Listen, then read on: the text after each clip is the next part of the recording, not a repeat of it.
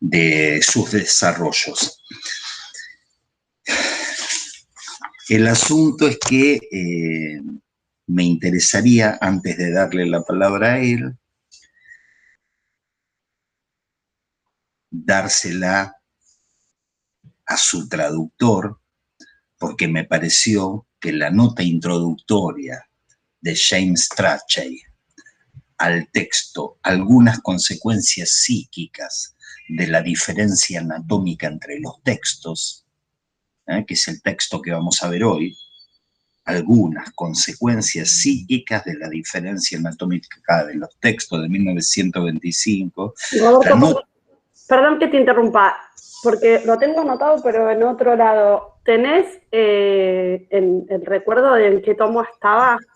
Sí, claro, en el 19.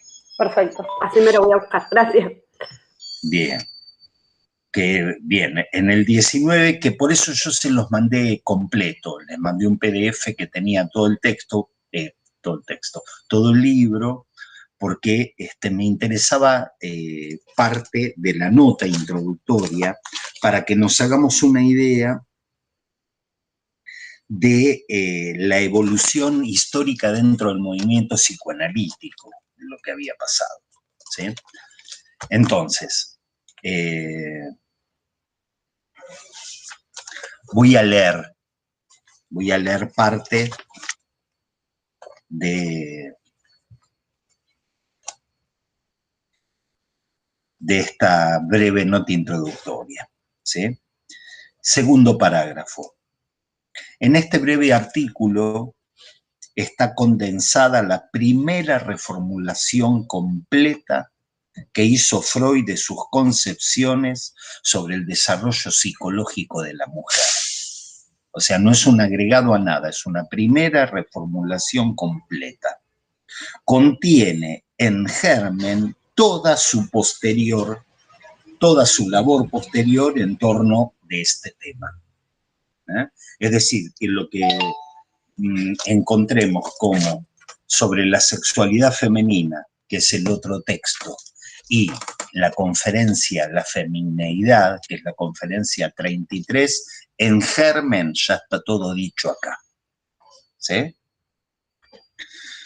Desde los primeros tiempos, sigo leyendo a Strachey, desde los primeros tiempos Freud se lamentó de la oscuridad que rodeaba la vida sexual de las mujeres. Así, al comienzo de sus 3 ensayos de teoría sexual... Perdón, Roberto, que te vuelvo a interrumpir. No, dale, Mariana, dale. Me está avisando Sofi que está esperando para entrar y... Ah, ahí está, ahí la agregó. Listo. Entró Sofi, perfecto. Sí. ¿Tenemos alguien que interviene? Perdón. No, está todo bien, si no Sofi se quedaba. Claro. Bienvenida, Sofi. Entonces, desde los primeros tiempos Freud se lamentó de la oscuridad que rodeaba la vida sexual de las mujeres. Así, al comienzo de sus 3 ensayos de teoría sexual, escribió que la vida amorosa del hombre, cito, es la única que se ha hecho asequible a la investigación, mientras que la mujer permanece envuelta en una oscuridad todavía impenetrable. Análogamente, en Sobre las teorías sexuales infantiles, texto que hemos visto, sostuvo, cito, debido a circunstancias externas e internas poco propicias, las comunicaciones que siguen se refieren predominantemente al desarrollo sexual de uno de los sexos, a saber, el masculino. Y mucho tiempo más tarde, en su folleto sobre el análisis ejercido por legos, ¿pueden los legos ejercer el psicoanálisis? Un texto cortito que acá le dice folleto, dijo, cito, acerca de la vida sexual de la niña pequeña sabemos menos que sobre la del varoncito.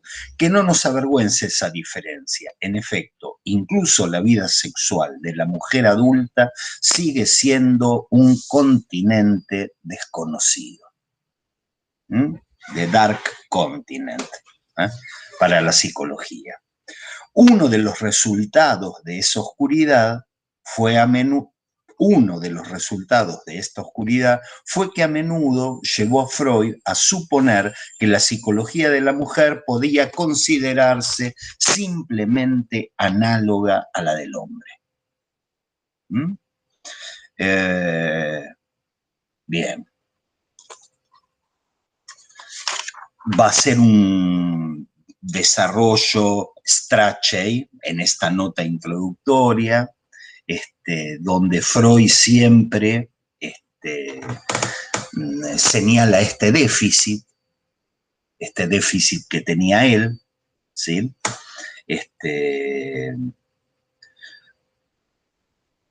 Y a partir de algunos desarrollos que se ubican a la altura de un texto clave en la elaboración lacaniana de lo que es Freud, que es un texto que se llama Se pega un niño, o un niño es pegado, Ein Kind wird geschlagen. Lo digo en alemán, no porque yo sepa alemán, realmente sé muy poco alemán, pero para traducir este impersonal que en español lo ponemos como se pega un niño, o un niño es pegado, o pegan a un niño. Hay algo impersonal, hay algo en la frase que hace existir se pega a un niño, le pegan a un niño. ¿Quién le pega a un niño?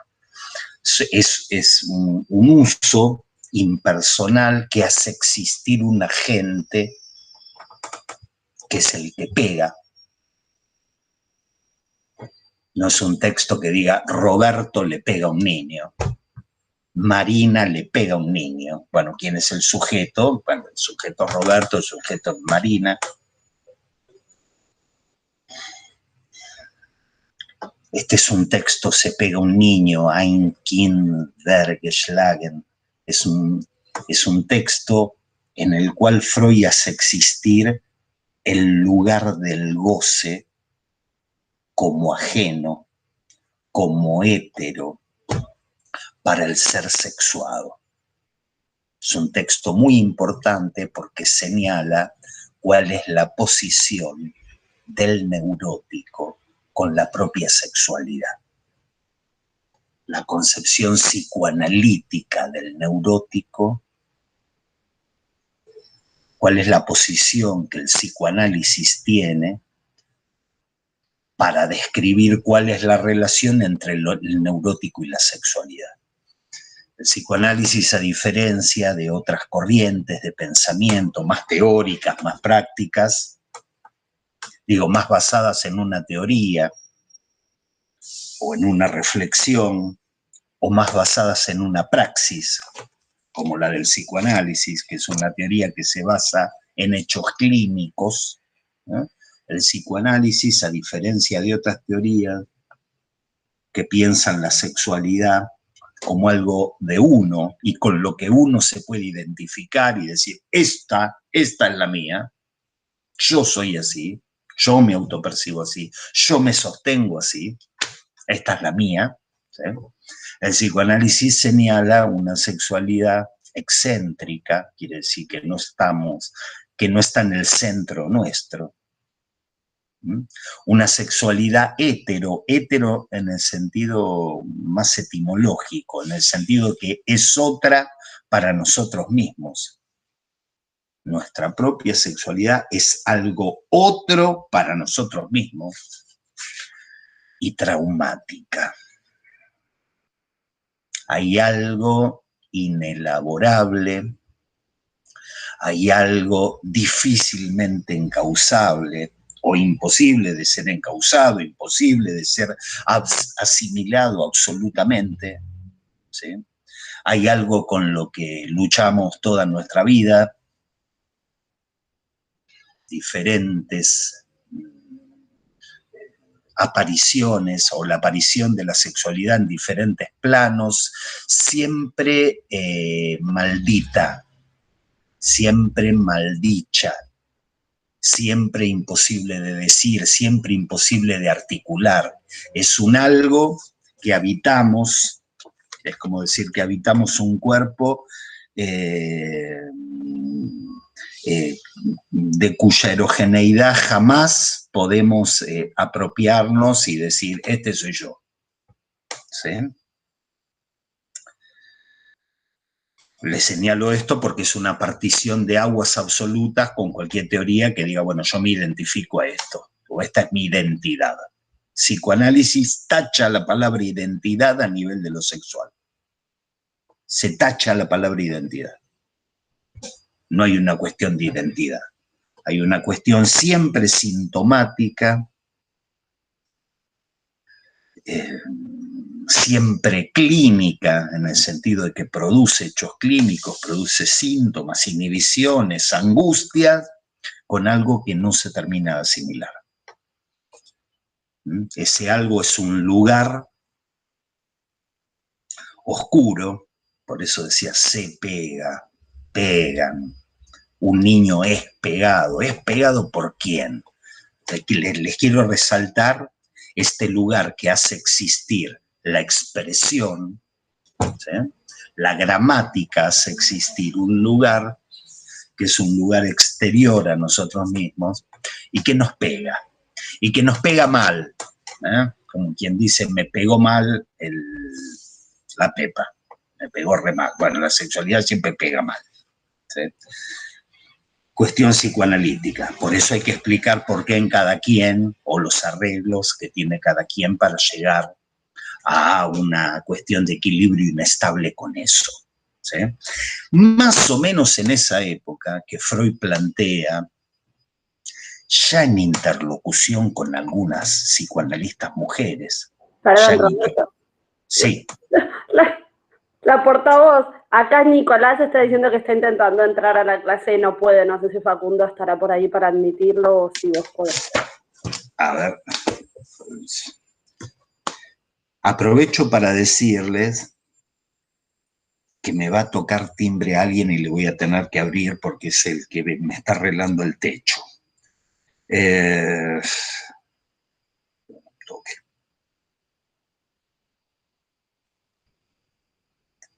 Hay uno intentando entrar.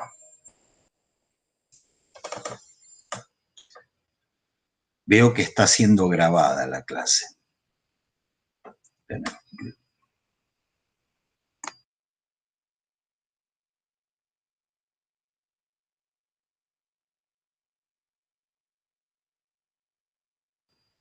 Bien, ya está avisado. En esa época, donde en el psicoanálisis se forja un concepto, y ya no digo Freud, digo en el psicoanálisis, porque Freud ya tenía una interlocución, ya no era el único, era el primero, pero no era el único, y había muchas mujeres en las reuniones de los miércoles de la Asociación Psicoanalítica, se forja un concepto que es el de masoquismo originario. ¿No? Masoquismo originario. Parece que la clase de hoy viene de interrupciones. Esta vez tengo una pregunta respecto de lo que venís hablando. Dale, Mariana, dale. Dice que el psicoanálisis lo que hace en relación a las teorías respecto de la identidad de género, en este caso, es tachar la palabra identidad. Y después dijiste algo relacionado con el síntoma, pero ahí perdí un poco el hilo. O sea, ¿cuál es la propuesta distinta a la hora de quitar la cuestión de la identidad? O sea, ¿cuál es la propuesta del psicoanálisis en relación a esto al sacar la palabra identidad? Digamos, ¿hace intervenir el síntoma desde qué lugar? Bueno, la verdad que yo no sé cómo lo expresé, porque en realidad dije, hoy va a hablar Strachey y va a hablar Freud y yo me voy a callar la boca. Pero me pongo, digamos, a hablar y me pongo a improvisar. Entonces, cuando me pongo a improvisar sobre esto, a lo mejor genero en la interlocución conexiones que no quería generar, ¿sí? Okay. Eso respecto a la cuestión del síntoma. Lo que sí podría decirte, Mariana, que el interés del psicoanálisis en la cosa sexual, lo voy a llamar así, como quien dice del asunto sexual, ¿por qué se interesa en eso? El psicoanálisis, ¿por qué se interesa en eso? Porque le interesa hacer una teoría sexológica, porque le interesa que la gente aprenda, aprenda a dominar eso, porque tiene un interés especial en eso, ¿sí? Y yo te diría en principio que no, el psicoanálisis es una cuestión generada por algunos muchachos en principio y unos muchachos y una muchacha después que encontraron una lógica de los síntomas, las inhibiciones y la angustia. Dijeron, che, esto, los síntomas, las inhibiciones y la angustia tienen que ver con una cuestión sexual. Es decir, con una cuestión atinente a lo que es la sexualidad. Cuando uno dice algo en relación a la sexualidad, está siendo muy difuso, muy impreciso. ¿Qué quiere decir en relación con? Algo en relación con la sexualidad. Muy difuso. Entonces uno acerca la lupa en las diferentes épocas del psicoanálisis, acerca la lupa, dice, a ver, ¿por qué la sexualidad? Pues, ¿qué quilombo hay con esta sexualidad que aparecen los síntomas? Se interesa, insisto, se interesan en la sexualidad porque aparecen los síntomas, en las inhibiciones y en la angustia. ¿Qué pasa con esto? Bueno, eso que pasa en alguna época se resolvía alrededor de un significante amo, es decir, de una palabra que te ordena todo un campo de pensamiento. Todo un campo de pensamiento pivotea alrededor de un concepto. Ese concepto era el concepto de represión. Hubo una época que decía, ¿por qué tanto quilombo con la sexualidad? ¿Por qué? Porque la sexualidad está reprimida. Surgimiento del psicoanálisis, época victoriana, la represión en todos sus aspectos, ¿sí? Las mujeres no se tocan, las mujeres no gozan. Tampoco tienen que tentar al hombre, no sea cosa que se suba la pollera y se vean los tobillos, ¿sí? Y en este contexto surge el psicoanálisis, y es verdad, de las primeras teorías que ha tenido es la teoría de la represión. Ese es el problema, la sexualidad está reprimida. El asunto es que en la historia del psicoanálisis eso tuvo una mecha, que no es una mecha corta, pero duró lo que duró. Porque surgió la idea de que si eso no se reprimía, se acababan los síntomas, las inhibiciones y la angustia. No hay que reprimirse. Y ahí empiezan a surgir un montón de discursos donde dicen, y hablemos de todo, porque esto hay que hablarlo, porque esto no tiene que estar reprimido, y esto es así, y acá está este órgano, y la estimulación de tal órgano pasa por acá, y en fin. ¿Alguna vez le hablé de las técnicas sexuales modernas? ¿Nunca les hablé de Robert Street? Bueno, hace 3 reencarnaciones yo fui un hombre joven.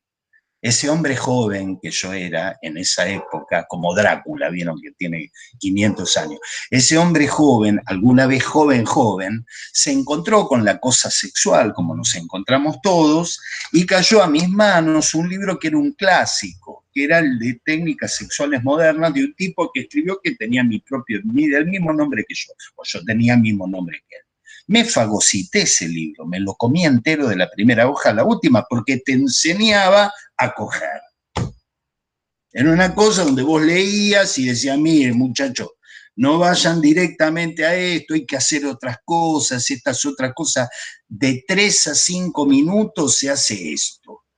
1, 2. De 2 a 4 minutos se hace esto otro. Y entonces uno va y uno leía, y ese era un libro de 1000 libros, que se generaron en una época donde cayó el concepto de represión y dijeron, si esto está reprimido no va a haber más síntomas, no va a haber más problemas. Se va a acabar esta clínica, y la clínica empeoró. La clínica empeoró, y empeoró al punto donde hoy en día el el psicoanálisis se encuentra en una modalidad que no es la modalidad de estos textos, ¿sí? Y que tiene que ver con los desarreglos que se producen en una sociedad donde hay un empuje compulsivo al goce. ¿Eh? La sexualidad humana hoy en día está compulsada. Son todas palabras que tienen que ver con la pulsión, ¿no? Lo compulsivo, lo que compulsa, lo que empuja, lo que acicatea, ¿sí?, al goce. Y si el psicoanálisis sostiene una relación antinómica, dice, uno está enfermo de eso, es la maldición.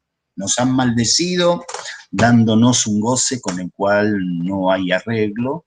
Uno encuentra los desarreglos del goce, no ya reprimido, porque el concepto de represión dentro del psicoanálisis ha empezado a ocupar un lugar secundario, y otros significantes amos que ordenan todo el campo del pensamiento, ¿sí?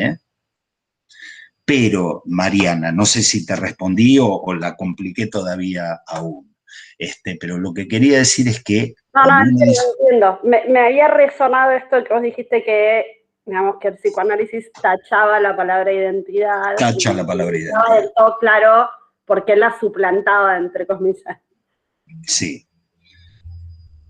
Sí, en realidad no, por eso yo decía lo del síntoma. Lo del síntoma es el origen de la investigación, el origen de el punto donde el psicoanálisis se plantea un estudio, y a diferencia de algunos psicoanalistas que se fueron yendo, porque dijeron, el quilombo no es la sexualidad, el quilombo está más en el mundo simbólico, está en la relación de los sujetos con ciertos arquetipos simbólicos que arman en nuestra vida. Ese fue Jung, y se fue para otro lado. Y como se fue Jung para otro lado, se fueron yendo otros tipos, y quedó el pensamiento freudiano como más estrictamente vinculado al papel patógeno que tiene la sexualidad, ¿sí? Razón por tal vez no debería haberlo llamado sexualidad, y de hecho Lacan por eso le va cambiando los nombres. Y le va cambiando los nombres para despegarlo de lo que cada uno de nosotros entiende que es la sexualidad. Para separarlo del concepto común. Porque si no, con alguien que tiene asma, uno dice, bueno, la sexualidad es un quilombo, pero ¿por qué tenés asma? Y tengo asma porque soy alérgico al polvo. Ahí, bueno, ok, soy alérgico al polvo. Digo, me salen ejemplos, cuando uno quiere dar ejemplos de otra cosa, termina en lo mismo. Un psicoanalista va a decir, sí, se trata del polvo, sí, efectivamente, pero no del polvo de los libros, de las cosas, ¿sí? Se trata de sexualidad, ahí. Se entiende que hay como una diferencia entre un punto donde alguien se puede identificar y agarrar y decir, esta es mi identidad de género, yo así me veo, así, bueno, eso en el psicoanálisis, de eso no hay. Es más, la apuesta, si por algo tiene que ser sustituido, ¿sí? Y yo te iba a decir, el psicoanálisis termina en un hecho de división ante ese goce. Okay. ¿Qué plantea? ¿Y qué planteas en el lugar de la identidad? Y en el lugar de la identidad, que ya ahora no está, lo que encuentro es que el goce te divide. ¿Te divide qué quiere decir? Porque para los lacanianos ya nos entendemos tan claro lo que es el sujeto dividido. Ayer una paciente me decía, una paciente médica, me hablaba de Derrida y la mujer agujereada. Entonces yo pensaba, digo, claro, para alguien que está en el campo psicoanalítico, hablar de la mujer agujereada tiene toda una lógica, pero vos le hablas al verdulero de la esquina y va a decir, che, bueno, que vaya al hospital, que él hizo un agujero, se lastimó. ¿Sí? Nuestros delirios. La división frente al goce. El goce te divide. El goce no te permite ninguna instancia de síntesis. No hay ninguna instancia de síntesis donde alguien pueda decir, soy yo a nivel del goce. Y menos formo parte en lo inconsciente de un grupo determinado por ciertas identificaciones, ¿sí? Te iba a decir que en el lugar de la identidad ponemos la división y un poco más avanzado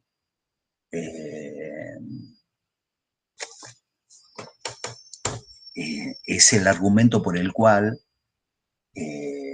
un análisis puede llegar a purificar, a sacar los elementos secundarios y dejar la relación que cada uno de manera singular,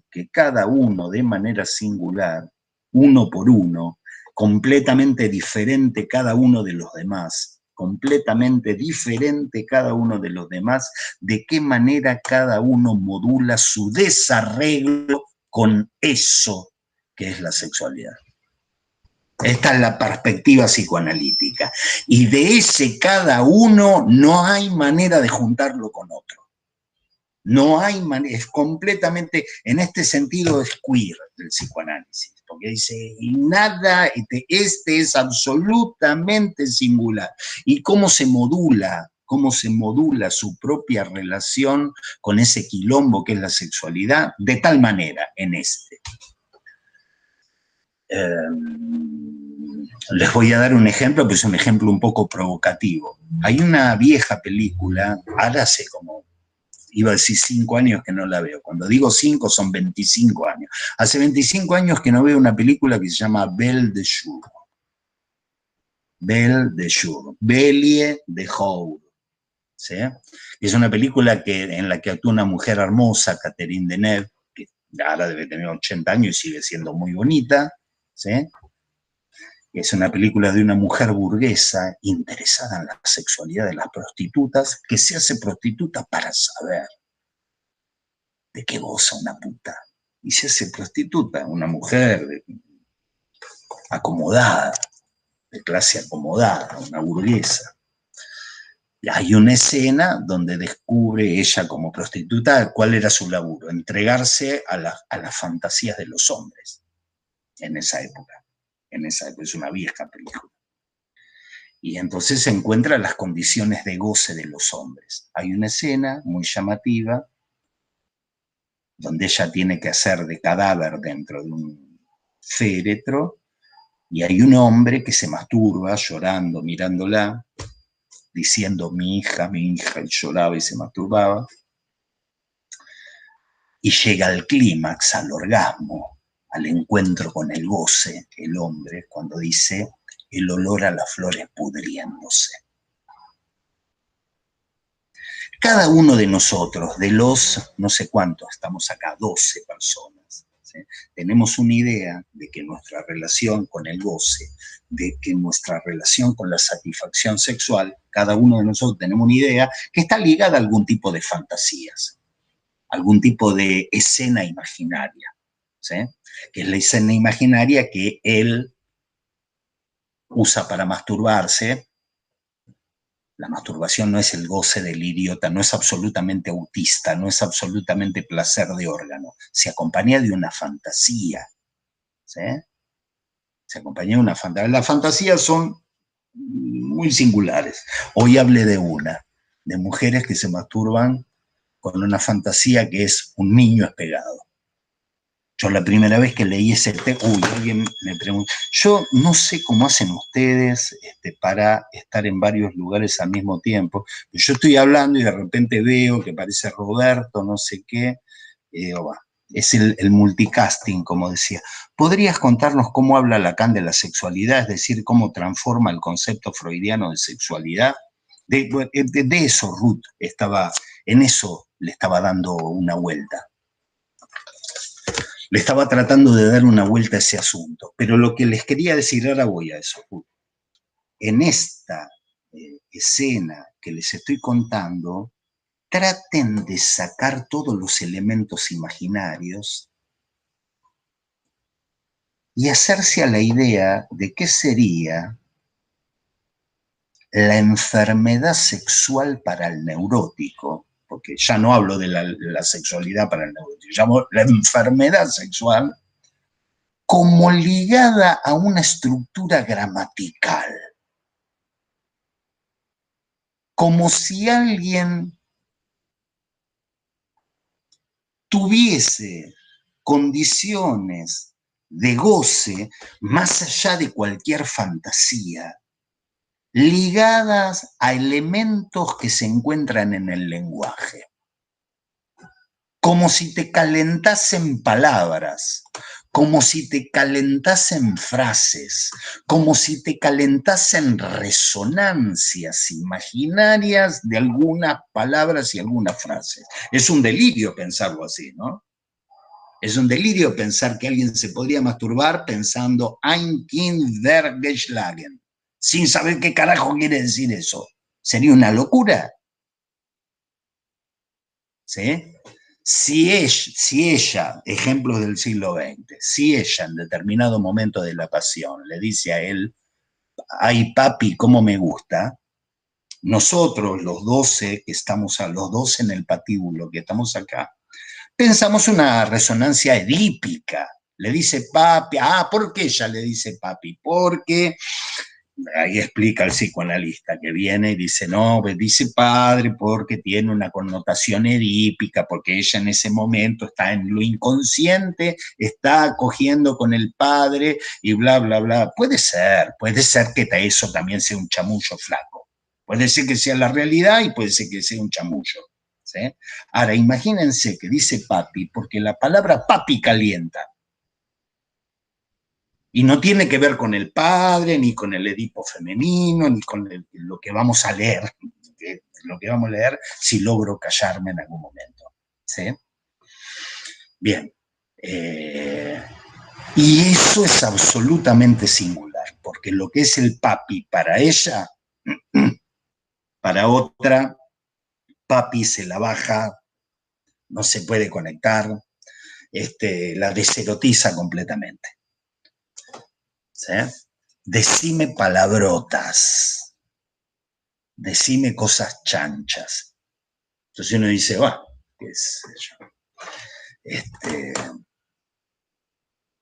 qué resonancias en lo imaginario pueden producir elementos que son palabras. Es una relación, es una sexualidad loca esta, es una sexualidad como muy simbólica, es una sexualidad tomada por ciertos elementos de una estructura simbólica. Es raro, el resto de los seres vivos no cogen así, cogen de otras maneras, ¿no? Decime cosas chanchas, dice un animal al otro. Al revés, hablame, digamos, en fin, es una... Por eso Ruth, lo voy a decir nada más en una frase, ¿sí? Digo, porque estamos dentro de lo que es una lectura lacaniana de Freud. Estamos dentro de lo que es una lectura lacaniana. Es muy difícil para alguien formado en Lacan leer Freud sin Lacan. Esto pasa con todos, pero uno sabe y se da cuenta. Uno cree que Aristóteles puede ser leído hoy en día como era leído Aristóteles en su momento. Es imposible, absolutamente imposible. ¿Sí? Entonces, si a mí alguien me apurase acá y me dice, no, deja de boludear, decime ya la concepción lacaniana, digamos, de la sexualidad. Entonces yo diría, todo eso se resume y condensa en el concepto de goce. El goce o el gozo es una palabra en español con la que traducimos como podemos la palabra jouissance en francés. Le jouir, el gozar, la jouissance. Con un problemita que el francés muestra y que el castellano oculta. Que la jouissance puede ser placer, pero puede ser displacer. Cuando es un displacer muy placentero. Es como cuando alguien dice en castellano la palabra pasión. La palabra pasión, ¿qué tiene? Si ella le dice a ella, estoy apasionada con vos. El primer ella, o el primer, perdón, me enquilombo al pedo, el ejemplo del siglo XX. Uno le dice al otro, estoy apasionado con vos, ¿sí? Y uno dice que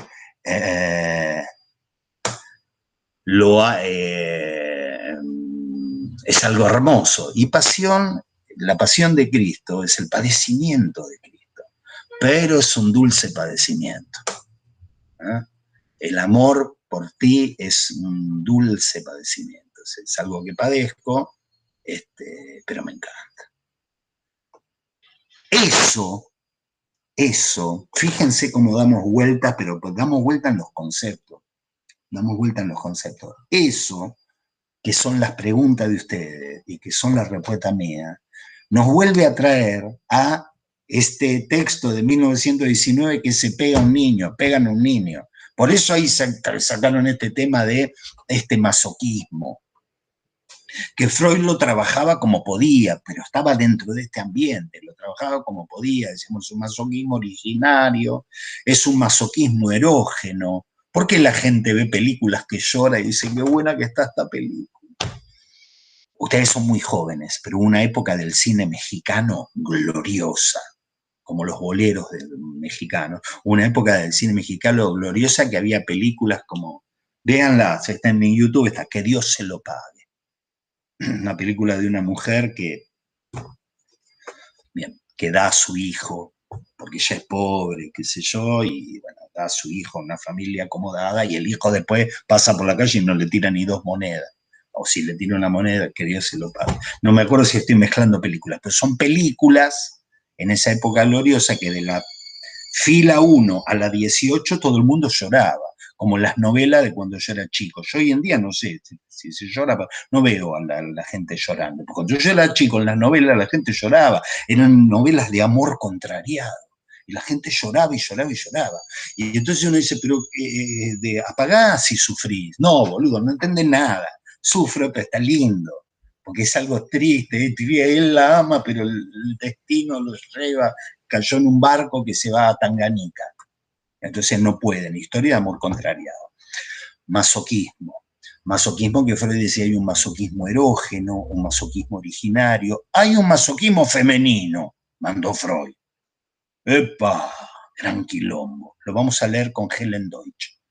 Porque yo ahí no me meto con Freud. Con ella sí, porque ella es mujer. Entonces uno dice, bueno, lo dijo ella. Hay un masoquismo femenino. ¿Ok? En este momento, 1919, ustedes van a leer que cuando Strachey hace la nota introductoria, dice, no hay duda que a partir de entonces el problema de la evolución sexual de la mujer no abandonó la mente de Freud. Y es verdad. El problema del desarrollo sexual de la mujer ya no abandonó al punto que yo les conté con Marie Bonaparte, tipo charlando, ella había sido paciente de él, ella era una mina muy jugada sobre la cuestión de la erogeneidad femenina, una tipa muy jugada que se había operado el clítoris varias veces, porque lo quería acercar al canal vulvar, canal vaginal. O sea, sí, con mujeres que pusieron el cuerpo de verdad, digamos, con el tema de la sexualidad femenina, y a esta mina Freud le dice, mira, después de 30 años de labor psicoanalítica, no tengo idea qué quieren las mujeres, no tengo idea. Freud, un tipo que, como dice Strachey, el tema del desarrollo sexual en la mujer jamás lo abandonó. Entonces voy a dejar hablar a Freud,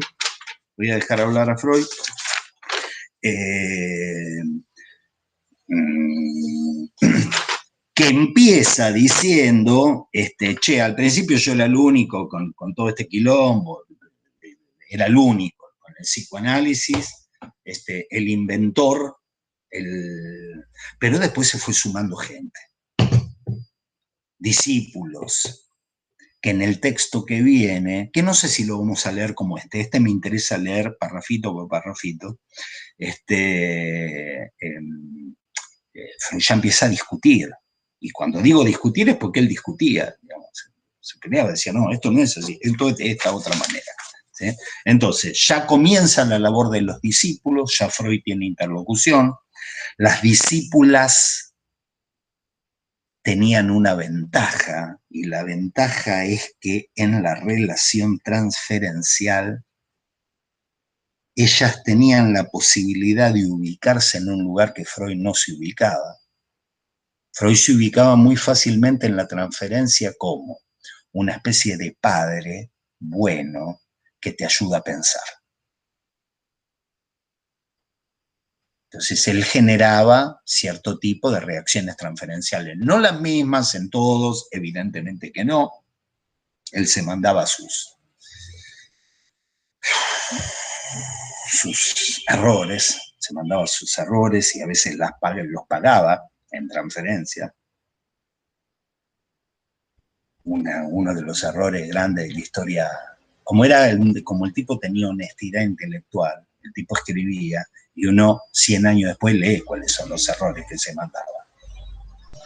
Con una joven a la que llamaron la historia del psicoanálisis, quedó el nombre que él le puso en su historial clínico, a la joven Dora, Freud le interpretó una y mil veces que ella estaba reprimiendo su deseo en relación a un hombre. Freud le interpretaba, lo que pasa es que a vos te gusta este tipo, pero vos lo reprimís.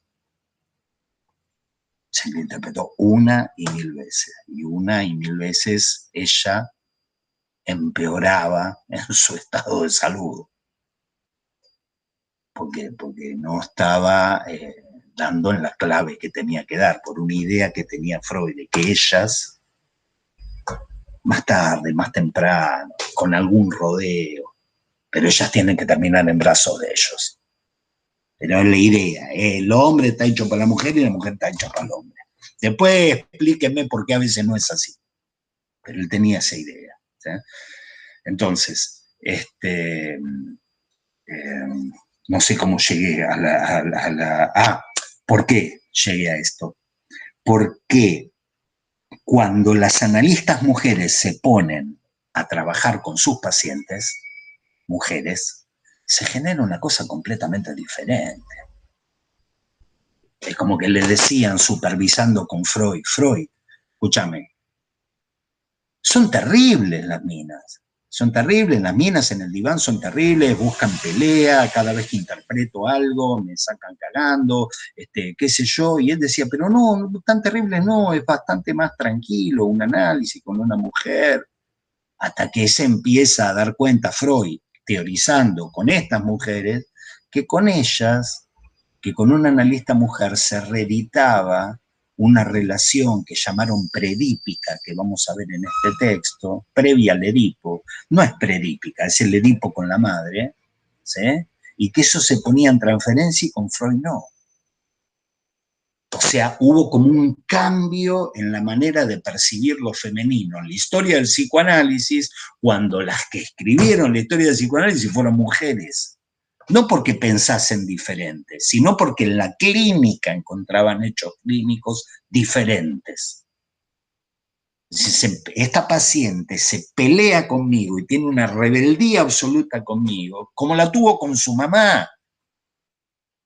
Y cuando esta paciente iba con Freud, era más sumisa, más, viste, con una relación más pacífica con el padre. ¿Se entiende? Les puedo transmitir este hecho así digamos, un hecho clínico. No es que ellas fuesen más o menos inteligentes, captaban otra cosa. ¿Sí? Entonces, punto 1, página 269, y ahora me callo y hago hablar a Flores. Página 269, vamos a ver la prehistoria del complejo de Edipo en el varón. Dice, en lo tocante a la prehistoria del complejo de Edipo en el varoncito, falta mucho para que todo nos resulte claro. Hemos aprendido que hay en ella una identificación de naturaleza tierna con el padre, de la que todavía está ausente el sentido de la rivalidad hacia la madre. En frases como esta, una identificación tierna con el padre de la que todavía está ausente, el sentido de rivalidad con la madre, en frases como estas que los lacanianos han encontrado una identificación a un elemento simbólico que es el nombre del padre. Una identificación temprana de algo que tiene que ver con el padre. Esto lo han llamado nombre del padre. ¿Sí? Otro elemento de esta prehistoria es el quehacer masturbatorio con los genitales. Siempre presente, en mi opinión, es el onanismo de la primera infancia, cuya sofocación, más o menos violenta, por parte de las personas encargadas de la crianza, activa el complejo de castración. Eso lo estuvimos viendo en los dos primeros textos. ¿Sí? Una amenaza, a que al principio el varoncito, porque Freud hasta ahora tiene esa idea. Entonces, con el varoncito uno más o menos lo agarra, con la mujer es más incierto. Al principio el pibito desestima esta amenaza, pero luego se activa retrospectivamente, a partir de la vista de una compañerita de juegos, o a partir de no solo la vista, sino la inferencia de algunas cosas que le muestran que algunos seres, las mujeres, en este tipo de cosas no se comportan exactamente igual. Y esto entra en un vínculo asociativo con la amenaza de castración. ¿Sí? Este onanismo infantil entra, digamos, es el que se encuentra a partir de ¿qué? De recuerdos que le refieren los pacientes de Freud, referidos a una época que es una época de enuresis, donde los pibes se hacen pis encima. ¿Sí? ¿Por qué señalo esto? Lo señalo para ver cómo entra la sexualidad para el psicoanálisis. Entra a partir del análisis de síntomas. Así que todos los niños en determinado momento se hacen pis. Bueno, deben tener un problema esfinteriano, no ningún problema. Porque a cierta edad se conquista el control esfinteriano y no debería por qué los pibes hacerse pis. Es más, clínicamente uno con niños a veces encuentran que entran en control de sus esfínteres y 2 años después empiezan a hacerse pis. Entonces uno dice que se aflojó el esfínter. No, no se aflojó. Es una cuestión erógena, es una cuestión sexual.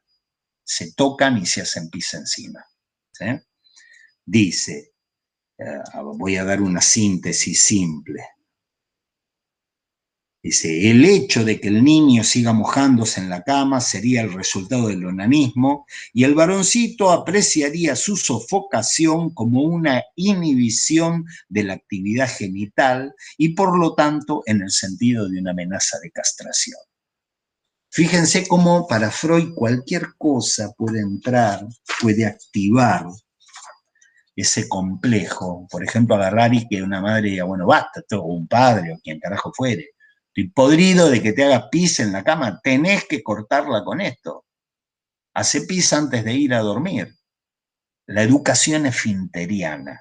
La educación esfinteriana, que es hecho de la pedagogía más básica de los padres, para Freud, que le prohíban esa cosa tan placentera de hacerse pis, que le prohíban eso, activa una serie de representaciones que son las que él denomina complejos de castración.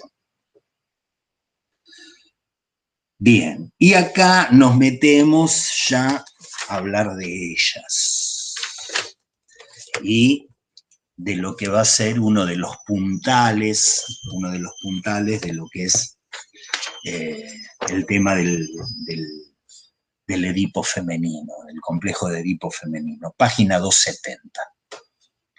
A más de los problemas del complejo de Edipo en el varón, el de la niña pequeña esconde otro problema. Inicialmente la madre fue para ambos el primer objeto. Y no nos asombra que el varón lo retenga para el complejo de Edipo. Pero, ¿cómo llega la niña a resignarlo y a tomar a cambio al padre como objeto?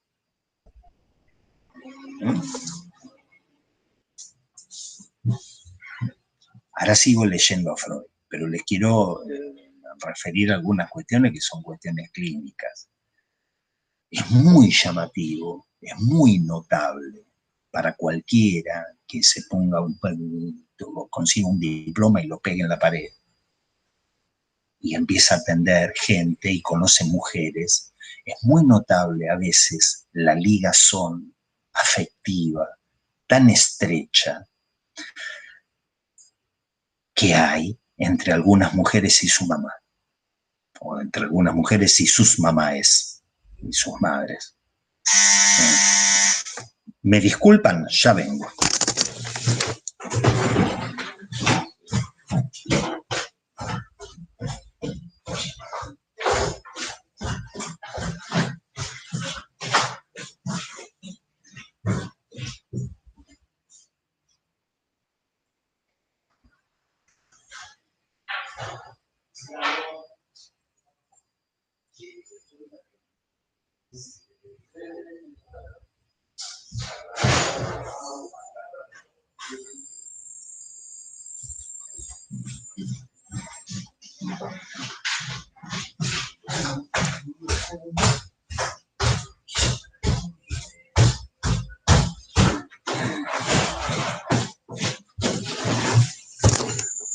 Bien.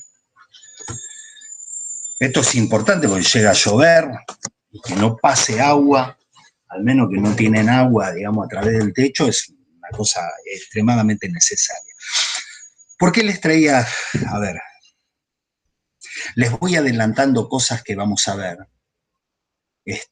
porque los rasgos que puede tomar la relación de una mujer con su mamá llegan a tener elementos esquizoparanoides, cuasi delirantes, de madres que uno dice, bueno, debe ser un monstruo esta mujer. Y si alguna vez uno se la cruza en la Plaza Martín Fierro o en la Plaza Boedo y se cruza esta mujer con la mamá, es una viejita de lo más agradable. Sin embargo, hay como una cuestión persecutoria instalada ahí. Vieja hija de puta que me cagaste en la vida. Y uno dice, ¿y en qué se basa todo esto? ¿Sí? Lo vamos a ver en una psicoanalista fenomenal, Melanie Klein, la deben conocer, una mujer que escribió sobre la relación entre la hija y la madre.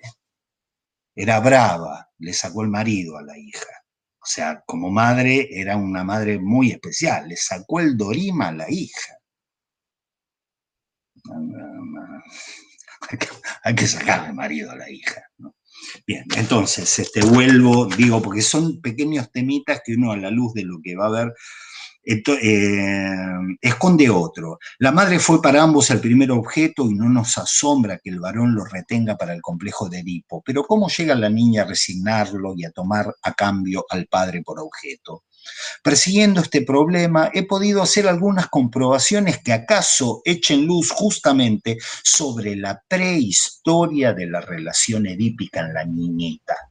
La prehistoria de la relación edípica en la niñita. Todo analista ha tomado conocimiento de mujeres que perseveran con particular intensidad y tenacidad en su ligazón padre y en el deseo de tener un hijo con él, en que esta ligazón culmina. Hay buenas razones para suponer que esa fantasía de deseo fue también la fuerza pulsional de su onanismo infantil. Y uno fácilmente recibe la impresión de hallarse frente a un hecho elemental, no susceptible de ulterior resolución de la vida sexual infantil. Pero, o sea, estamos hablando de la masturbación infantil en relación al papá. Pero, precisamente, un análisis de estos casos llevado más a fondo muestra algo diverso, que el complejo de Edipo tiene en ellos una larga prehistoria y es por así decir, una formación secundaria. O sea, en este año Freud dice, hay un caso que me hizo pensar que tal vez el complejo de Edipo y la relación de la niña con el... Hay un caso que eso parecía secundario, porque el tema de la relación con la madre, en este caso, tenía importancia. Vinieron ellas y le enseñaron, dijeron, todo ese periodo de apego exclusivo con la madre, profesor, a usted se le había escapado. ¿Ok? Bien, entramos en las frases calientes. Sigo en la 270. En suma, la zona genital es descubierta en algún momento y no parece justificado atribuir un contenido psíquico a los primeros quehaceres del niño con ella. ¿Sí? Parece que el nene un día, tocando, lo encuentra y lo toca sin fantasía. No parece justificado atribuir un contenido psíquico. Ahora bien, el paso siguiente en la fase fálica, ¿se acuerda? Es el segundo de los textos que vimos. El paso siguiente en la fase fálica que así ha comenzado no es el enlace de este onanismo con las investiduras de objeto del complejo de Edipo, sino un descubrimiento grávido en consecuencias, circunscrito a la niña pequeña. Ella nota el pene de un hermano o un compañerito de juegos, pene bien visible y de notable tamaño, y al punto lo discierne como el correspondiente superior de su propio órgano pequeño y escondido. A partir de allí, cae víctima de la envidia del pene. No quememos el libro muy rápido, pero esperemos un poco. Esta es una parte de cuando yo estoy trabajando estos textos, se empieza a ver tal y tal abandonó la reunión y se van todos de la reunión y me quedo solo con el texto freudiano. No hay que esconder esto forma parte de la historia del psicoanálisis, esto lo escribió Freud, no lo escribí yo. ¿Sí? Alguien dice, todavía no me fui. Esto lo escribió Freud, no lo escribí yo. Hay un momento de la evolución psicosexual donde ella ve eso en el otro, lo discierne como el correspondiente de su órgano clitoridiano, el órgano de ella. Ella también fabrica mundos con lo que tiene detrás de la bragueta, en caso que tenga pantalón o pollera con bragueta. Ella también construye mundo y lo discierne como un equivalente al suyo. Superior. Lo ve y a partir de ahí dice, lo vio y lo quiere. Yo quiero tener eso. Cada uno saque de esto sus conclusiones, ¿no? De que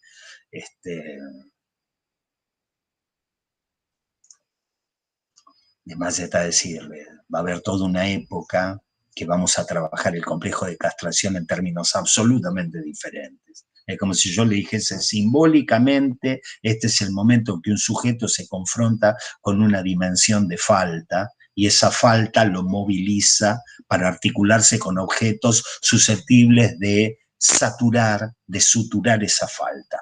Olvídense del pene. Ya esta frase sería mejor leíble de otra manera, de una manera muy tranquilizadora, sobre todo si también pasa para el varón, que hay un momento de confrontación con la falta. Los hombres no están ni más ni menos castrados que las mujeres. Yo arranco, pero ese es otra parada de colectivo. Acá arrancamos de la peor parada de colectivo. Ella lo vio y dice, eso es superior a mí, o superior al mío. Eso es superior y cae bajo los efectos de la envidia del pene. He aquí una interesante oposición en la conducta de ambos sexos. En el caso análogo, hubo un momento en la Facultad de Psicología que quisieron sacar todos estos textos. Los quisieron sacar, los quisieron borrar de la historia de la psicología. ¿Sí? A mí me parece que inclusive criticándolos, uno puede decir, bueno, se ha pasado por esto. Vamos a leer a Karen Horney, a ver qué opinaba Karen Horney de esto. Y la vamos a leer y la vamos a seguir. ¿Sí? He aquí una interesante oposición en la conducta de ambos sexos. En el caso análogo, cuando el varoncito ve por primera vez la región genital de la niña, se muestra irresoluto, poco interesado al principio, no ve nada o desmiente su percepción. La deslíe, la niega, no sé cómo trae, qué sinónimo usar para desleer, la deslíe, la deslíe, busca subterfugios para hacerla acordar con su expectativa. Su expectativa es la de la fase fálica. Pongámonos en el lugar de este varoncito instalado en la fase fálica. De la misma manera que la niñita está ella instalada en la fase fálica. ¿Sí? Solo más tarde, después que cobró influencia sobre él una amenaza de castración, aquella observación se le volverá significativa. Saltero. 2 reacciones resultarán de este encuentro.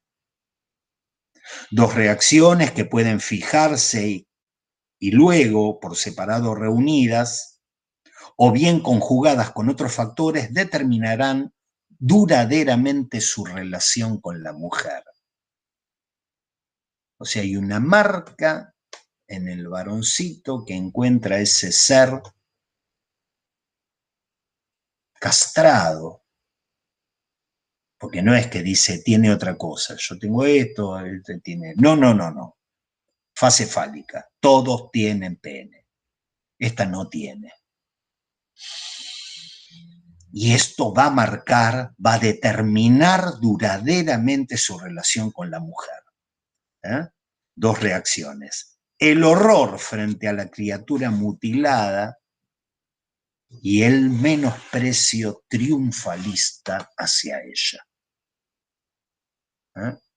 Freud tiene esta idea. Confrontación con el complejo de castración. Confrontación con el complejo de castración, no. Confrontación con la falta fálica, porque no es que le falte otra cosa que el falo, y el falo es un elemento simbólico. Así que digamos, confrontación con cierta falta, que Freud acá lo pone en el órgano. Freud acá lo pone en el órgano, ¿sí? Y de esto va a determinar 2 reacciones. El horror frente a la criatura mutilada, que le activa el complejo de castración. Se lo cortaron a ella. ¿Y sabe por qué se lo cortaron? Porque ella se toca, igual que yo. Gran quilombo. O el menosprecio triunfalista hacia ella. 5. La posición de la niña. Nada de esto ocurre a la niña pequeña. En el acto se forma su juicio y su decisión. Y esto en la Facultad de Psicología ya lo sabíamos de memoria. En el acto se forma su juicio y su decisión. Ha visto eso, sabe que no lo quiere y quiere tenerlo. Sabe que no lo tiene y quiere tenerlo. Eso que yo acabo de comentar para los que no son psicoanalistas acá, que son muy pocos, sabe que no lo quiere, leí yo. Y Freud dice, sabe que no lo tiene. Eso porque yo también, cuando yo me encuentro con estas frases, son frases que te la voglio dire, ¿viste? Uno le hubiese dicho a Freud, sabe que no lo quiere, no es tan seguro. Esto, Freud, es que estás diciendo. Ha visto eso, sabe que no lo tiene y quiere tenerlo. Sí. En ese lugar se bifurca el llamado complejo de masculinidad de la mujer, que eventualmente, si no logra superarlo pronto, puede deparar grandes dificultades al prefigurado desarrollo hacia la feminidad. Si no superás esto, tu desarrollo hacia la feminidad se va a ver obstaculizado.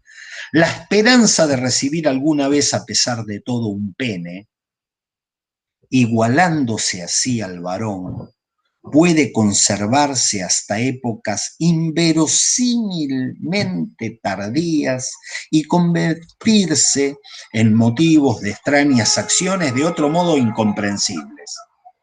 O bien sobreviene el proceso que me gustaría llamar desmentida, que en la vida anímica infantil no es ni raro ni muy peligroso, pero que en el adulto llevaría a una psicosis. ¿Cuál es la desmentida? La niñita se rehúsa a aceptar el hecho de su castración, se afirma y acaricia la convicción de que posee, empero, un pene, estoy medio disléxico, que empero posee un pene, y se ve compelida a comportarse en lo sucesivo como si fuera un varón.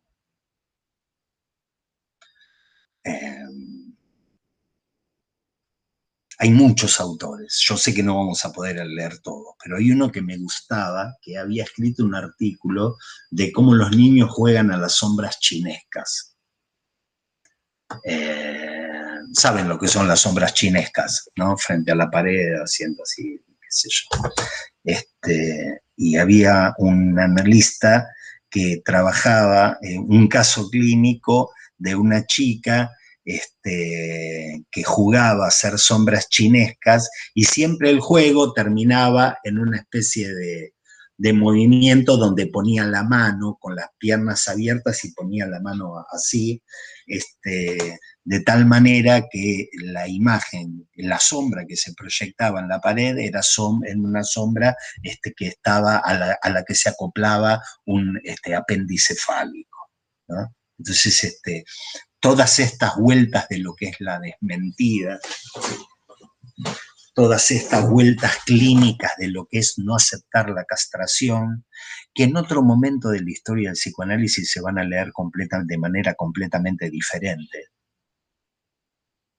Porque acá es no me lo cortaron, pasa que es chiquito, ya me crecerá, ya me va a crecer. No me cortaron nada, es chiquitito y ya me va a crecer. Hay otro momento posterior de la historia del psicoanálisis donde alguien dice, bueno, yo tengo 35 años, pero todavía no quiero atender pacientes porque todavía no sé, no me animo, me falta, voy a estudiar más. Porque cuando yo estudie más voy a saber más, y cuando sepa más voy a poder afrontar una realidad clínica que hoy no puedo afrontar. Y eso es el ya me crecerá. ¿Eh? Es una manera completamente diferente, fíjense que estoy haciendo todo un camino de sustituciones simbólicas, por el cual el ya me crecerá, no tiene que ver con ningún pene, tiene que ver con el objeto susceptible de suturar o de saturar, se me va a caer el techo encima, una falta fálica, y que no tiene que ver con el pene, que no tiene que ver con el órgano. Pero eso nació acá, y no está bien hacerse el boludo. Cuando eso nació acá, son elaboraciones posteriores de un punto donde Freud dice con toda la palabra, ella cae bajo el efecto de la envidia del pene. No vamos a defender a Freud en el punto donde Freud dijo estas cosas. Las consecuencias psíquicas de la envidia del pene, en la medida en que ella no se agota en la formación reactiva del complejo de masculinidad, el complejo de masculinidad es decir, no, yo lo tengo. ¿Sí? El mío es igual que el de él. ¿Sí? En la medida en que no se agotan la formación reactiva del complejo de masculinidad, son múltiples y de vasto alcance. Con la admisión de su herida narcisista, se establece en la mujer, como cicatriz, por así decir, un sentimiento de inferioridad. Superado el primer intento de explicar su falta de pene como castigo personal y tras aprender la universalidad de su carácter sexual, empieza a compartir el menosprecio del varón por ese órgano mutilado en un punto decisivo y al menos en este juicio se mantiene en paridad con el varón.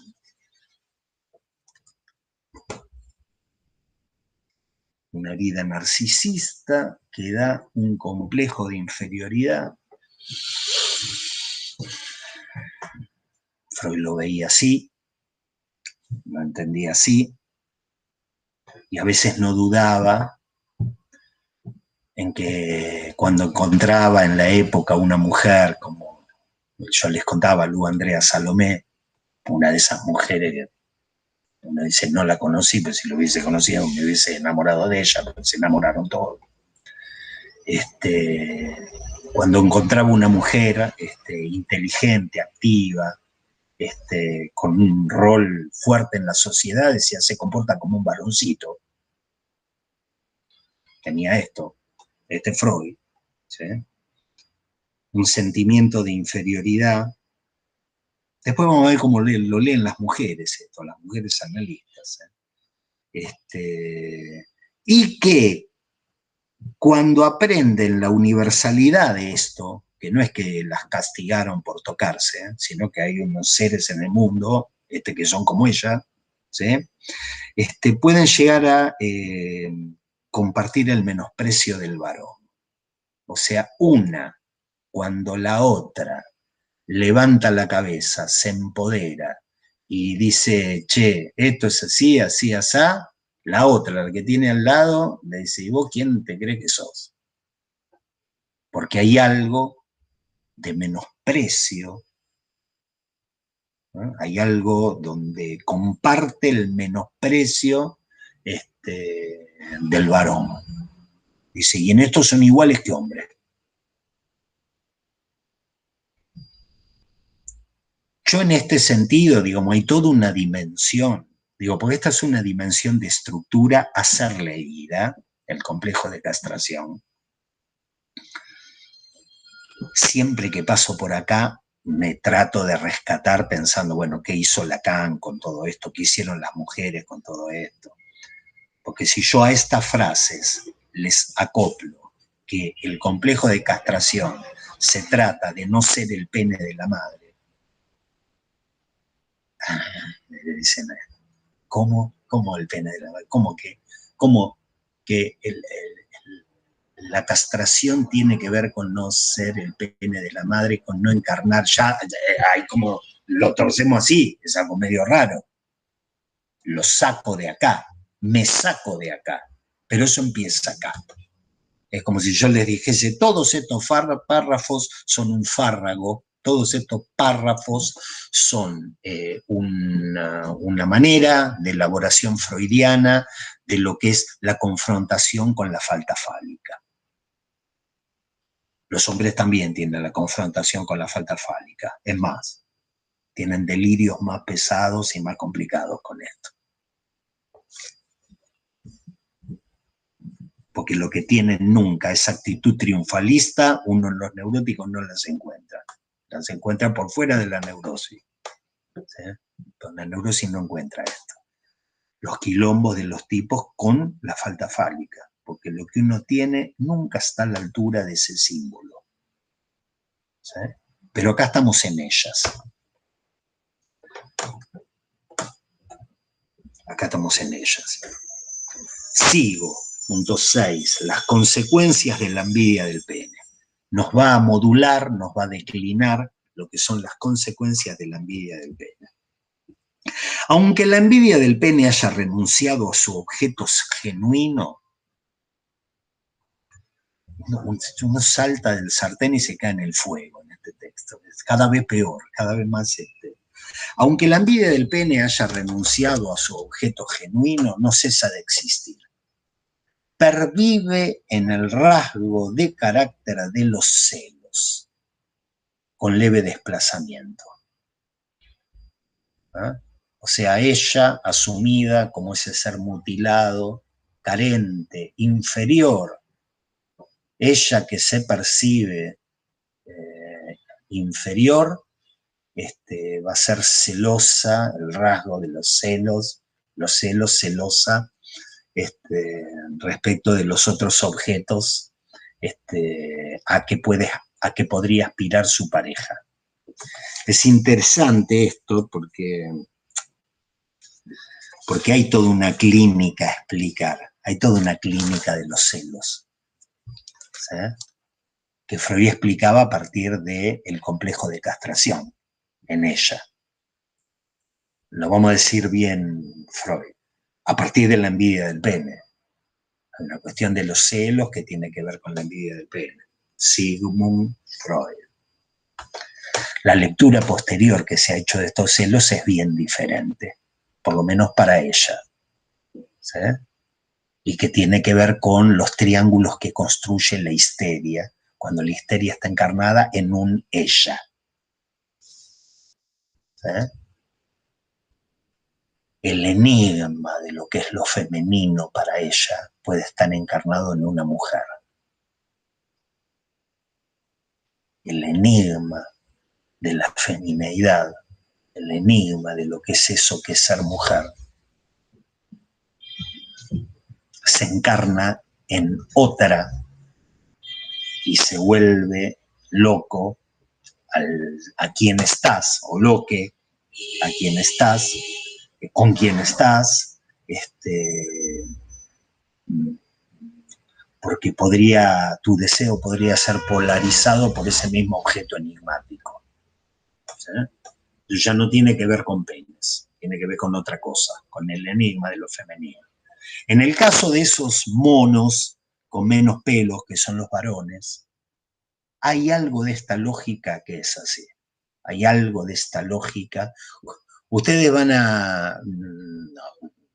Evidentemente los hombres que conocen ustedes son diferentes y más cultos. Los que conocemos acá en el sur de la ciudad de Buenos Aires son más simiescos, a cierto nivel, y cuando una mujer deja a un hombre y el hombre viene a un consultorio a hablar de sus cuitas porque una mujer lo dejó, no es para nada raro, no es para nada extraño la fantasía de que ella lo dejó por otro que hace mejor las cosas. Lo digo así en abstracto. Por otro que tiene mejores herramientas e instrumentos,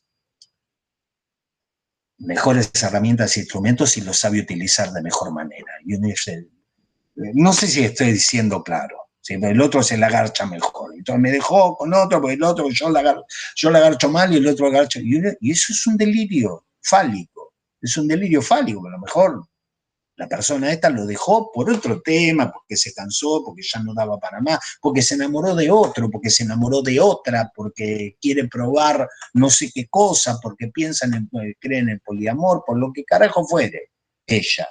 Él no.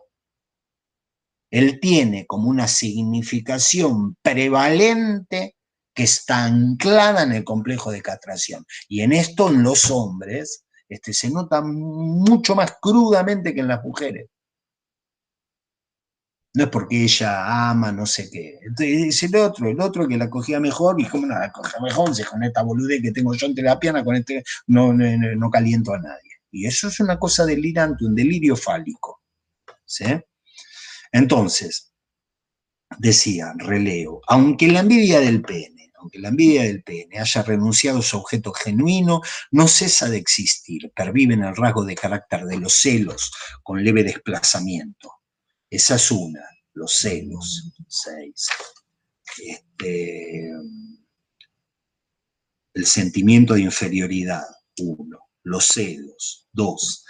3. El aflojamiento de los vínculos tiernos con la madre. Esta es otra que Freud encuentra. Una tercera consecuencia de la envidia del pene parece ser el aflojamiento de los vínculos tiernos con el objeto madre, ¿sí? La concatenación no se comprende muy bien.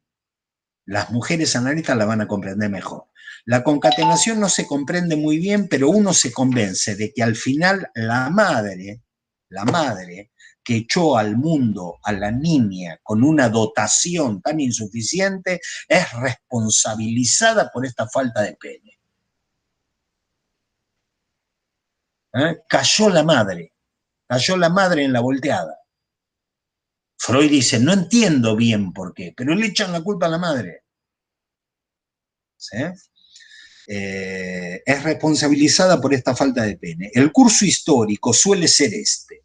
Tras el descubrimiento de la desventaja en los genitales, es Freud quien lo dice, no soy yo, tras el descubrimiento de la desventaja en los genitales, pronto afloran celos hacia otro niño a quien la madre supuestamente ama más, con lo cual se adquiere una motivación para desasirse de la ligazón madre. 8, siempre vamos empeorando. Una relación menos laxa, sería más laxa, con la masturbación. Lo leo de Freud. A menudo yo había tenido antes la impresión de que en general la mujer soporta peor la masturbación que el varón. Soporta peor la masturbación que el varón. Me parece que hay algo que puede llegar a tener que ver con algo de la traducción, porque bueno, soporta peor la masturbación que el varón. Suele revolverse contra ella y no es capaz de utilizarla en las mismas circunstancias en que el varón habría recurrido sin vacilar a este expediente. Por cierto, la experiencia mostraría incontables excepciones a esta tesis si se la quisiera estatuir como regla. Es que las reacciones de los individuos de ambos sexos son mezcla de rasgos masculinos y femeninos. O sea, cuando nos está hablando de estas reacciones, es como si plantease tipos puros. El hombre tal, el varoncito tal, la niñita tal. Pero dice, las reacciones son mezcla. No obstante, sigue pareciendo que la naturaleza de la mujer está más alejada de la masturbación. Roberto, perdón, una pregunta bastante básica, pero nosotros en un momento arrancamos con la pregunta de cómo sucedía que la niña cambiaba de objeto de amor, digamos, de la madre al padre. En el punto que leímos anterior estaría como el comienzo de la respuesta a esa pregunta, ¿no? Efectivamente. Okay. Sí, efectivamente. Efectivamente, si uno lo lee en términos estructurales, sería una cuestión de la falta y las sustituciones simbólicas. Falta y sustituciones simbólicas del objeto. Estoy haciendo el gran esfuerzo de leerlo de esa manera. Vos haces el gran esfuerzo y yo hago el gran esfuerzo de traducirlo de esa manera, pero es así. Freudianamente, la mujer freudiana, que no es lo mismo que la mujer abrahamiana, que vamos a verla, o que la mujer de Karen Deutsch, la mujer freudiana es una mujer confrontada con la falta fálica, que va a sentirse inferior, va a envidiar el pene, va a aflojar su vínculo con la madre. No, aflojar un carajo. Porque su vínculo con la madre es anterior. Y ella gozaba de una masturbación fálica con la madre. Y ahí no hay nada de penes. Dense una idea de cómo fue cuando las mujeres empezaron a hablar. Dijeron, no, todo esto llega re tarde. Antes era la historia. ¿Sí? Pero Freud, estamos en Freud. Entonces ella cae bajo la envidia. En algún momento, no tengo ninguna intención de defenderlo en estos textos, quiero dejarlo claro, porque me costó, lo hablamos con algunas compañeras, me costó bastante leerlo y hago como un esfuerzo de tratar con esta de ponerle onda. Pero en algunos lugares él se acomoda, entre comillas, digamos. Cuando habla de los celos, se permite decir también que obviamente no son restrictivos de las mujeres. Claro. Hace algunas acepciones que hace que no lo odiemos tanto en esta parte. Claro. tal cual, tal cual. Sí. Sí, y también esto ha pasado, digamos, con las mujeres analistas. Algunas han tenido, digamos, como una actitud más bien criticadas por otras, que decían, bueno, loca, analizá tus transferencias con el padre porque no podés seguir a Freud en esto, no lo podés seguir, y algunas lo seguían y otras no, Karen Horney. Igual él en algún momento también hace un planteo, si yo no recuerdo mal, en relación a la cuestión, a lo que sucede a nivel predípico en Sí, ambos casos. sí, sí, sí, sí, sí, sí, sí, Y sí. establece como una diferencia y eso me acuerdo que me hizo recordar algunas de las cosas que vos mencionaste que trabajaron posteriormente las psicoanalistas mujeres. Sí, sí, sí, sí, tal cual. Que ya a esta altura eran interlocutoras, eran interlocutoras. Claro. Y en el texto que viene ya realmente está anclado en mitad de lo que se llamó la querella del Falo, la historia del psicoanálisis, porque ya estas son interlocutoras de él y traían otra cosa que él dice, bueno, no lo vi, esto es verdad, no lo vi. Nos corre el eje del complejo de castración, porque una cosa, por eso digo, la mujer freudiana, castrada, le tira una bolsa de mierda a la madre porque me creaste mujer, sin pene, y entonces va al padre a buscar el pene del padre bajo la sustitución simbólica de lo que sería tener un hijo con el padre, como sustituto del pene, pues son maneras de interpretarlo, porque alguien puede decir, sí, el deseo de tener un hijo con el padre, sí, se verifica. Freud dice, sí, se verifica y es un deseo de pene. ¿Sí? Y cuando no lo consigue por el padre, sale más o menos temblequeando y llega a buscarlo en el marido, pero también no deja de ser deseo de pene, en un hijo del marido que tampoco deja de ser mujer de pene, deseo de pene, y en ese sentido se edifica o se condensa y se estatuye la posición femenina. Y uno dice que fue todo un largo recorrido de deseo de pene. Eso es lo femenino. Bien. Tiene esto es Freud. ¿Sí? Entonces, parece que para Freud ellas tienen una convivencia con la masturbación menos aceitada menos aceitada que el hombre, que el varón. Bueno, pensemos también que hay algo ahí, ello que se repite, si uno lo piensa en términos de cómo está socialmente vista la masturbación femenina o masculina, digamos. Hay algo del movimiento feminista que también habla de la liberación de la sexualidad de la mujer, digamos, Sí. y desde la masturbación y desde su propio Sí, cuerpo. Me parece que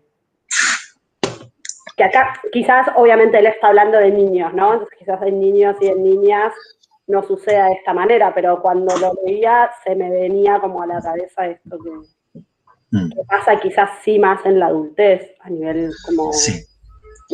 no solo la sexualidad, sino la masturbación en la mujer como una cosa medio que súper tabú. Claro, ahí Mariana le metemos como un nivel,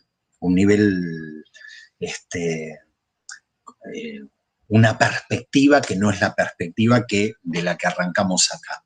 ¿Sí? Yo de eso vos sabés que no me quiero expedir. Efectivamente, desde el momento en que alguien agarra y dice, esto es un tema tabú y si somos conchudas y pajeras, ¿qué onda?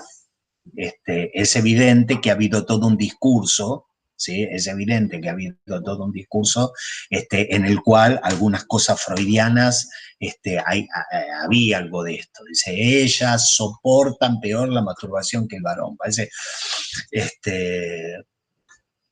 aquellos que hemos tenido experiencia clínica con niños y experiencia vital con niños, sabemos que hay un momento donde la diferencia entre varón y la nena, entre el nene y la nena, es nula, nula.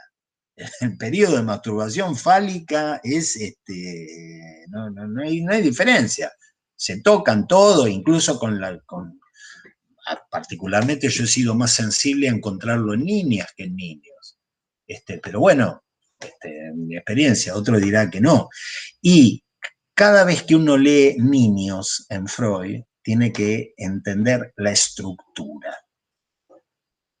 Cada vez que uno habla de la niñez, habla de la estructura, porque en el adulto, todo esto pervive.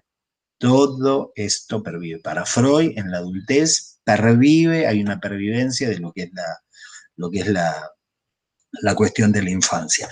Es 10:42 de la mañana, o sea, y vamos a dejar acá, no hemos terminado, pero tanto tampoco nos falta, la sublevación contra el organismo, contra el onanismo fálico. Hoy estoy disléxico y propenso a todo tipo de... una cantidad de material hoy, Robert. De material, sí, una terapia, estoy haciendo terapia con la sublevación contra el onanismo fálico. Bien, la vez que viene vamos a hacer la puntuación que nos queda, pero estamos pero estamos en este núcleo que les quería transmitir. Digamos, lo vamos a ver un poco que me gustaría que alguno de ustedes diga, che, el texto que viene saqué 4 párrafos que me gustaría ponerlos al trabajo. 4 párrafos, no que laburo así, para generar algo de interlocución. Y lo que es el centro del complejo de castración tal como se juega en Freud, sin esconderlo. ¿Sí? La envidia del pene. Ustedes imagínense una tipa, un monstruo, en todos los sentidos de la palabra, como Melanie Klein, que era una tipa enormemente, una dotada. Todo me sale fálico, una iluminada, vamos a decir, dentro del psicoanálisis, y que haga jugar el complejo de castración en la relación del niño con el pecho, con la teta. ¿Saben dónde se juega el complejo de castración? En la relación del niño con la teta. O sea, imagínate todo lo demás que viene años después y lógicamente en niveles de lo anímico completamente diferentes. Entonces, el complejo de castración en Freud hay que ponerlo donde está, en la fase fálica, en el horror para él y la actitud triunfalista, en la angustia de castración de un lado y la envidia del pene en otro lado, ¿no? Poniendo las cosas por su nombre. Bueno, yo voy a dejar acá. Si hay preguntas, comentarios, quejas, insultos, este es un buen momento. No va a ser el último, te garantizo. Una pregunta, ¿la clase que viene seguimos con esto? La clase que viene terminamos la puntuación. Mi idea era leer digamos, hacerlo hablar a Freud, pero a veces medio me angustio y empiezo a decir, bueno, esto no es tan así, pero sí, es terminar esto, el texto sobre la sexualidad femenina, y me parece que la conferencia la vamos a dar como bibliografía recomendada, porque aunque tiene cuestiones que no están exactamente dichas de la misma manera, no están dichas de la misma manera, y cuando uno dice de otra manera, dice otra cosa. Pero sí, la vez que viene terminaríamos algunos párrafos de esto y iríamos a algunos párrafos sobre la sexualidad femenina, y me parece que ahí empezaríamos, ya le diríamos muchas gracias a Freud y empezaríamos con Helen Deutsch. No la vez que viene, seguramente no la vez que viene, sino la otra. Bueno, gracias. De nada, Lucila. Bien. Gente, que tengan un muy buen fin de semana. ¿Eh? Igualmente. Cuídense. Gracias. Gracias. ¿Se terminó? Hasta luego.